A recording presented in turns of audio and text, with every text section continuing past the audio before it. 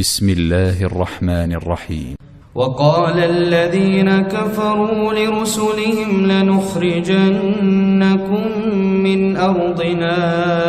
أو لتعودن في ملتنا فأوحى إليهم ربهم لنهلكن الظالمين ولنسكننكم الأرض من بعدهم ذلك لمن خاف مقامي وخاف وعيد واستفتحوا وخاب كل جبار عنيد من ورائه جهنم ويسقى من ماء صديد يتجرعه ولا يكاد يسيغه ويأتيه الموت من كل مكان وما هو بميت ومن ورائه عذاب غليظ مثل الذين كفروا بربهم أعمالهم كرماد اشتدت به الريح في يوم عاصف لا يقدرون مما كسبوا على شيء ذلك هو الضلال البعيد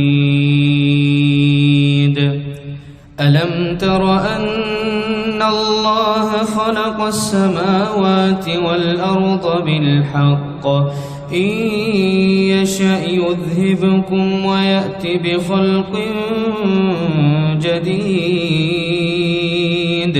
وما ذلك على الله بعزيز وبرزوا لله جميعا فقال الضعفاء للذين استكبروا إنا كنا لكم تبعا فقال الضعفاء للذين استكبروا إنا كنا لكم تبعا فهل أنتم مغنون عنا من عذاب الله فهل أنتم مغنون عنا من عذاب الله من شيء قالوا لو هدانا الله لهديناكم سواء علينا أجزعنا أم صبرنا ما لنا من محيص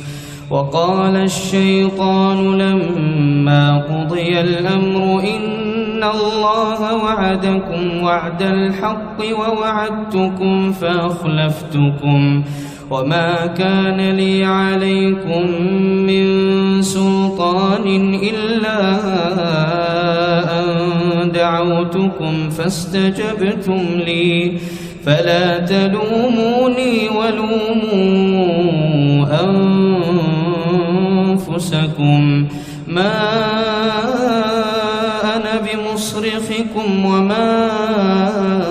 أنتم بمصرخي إني كفرت بما أشركتمون من قبل إن الظالمين لهم عذاب أليم.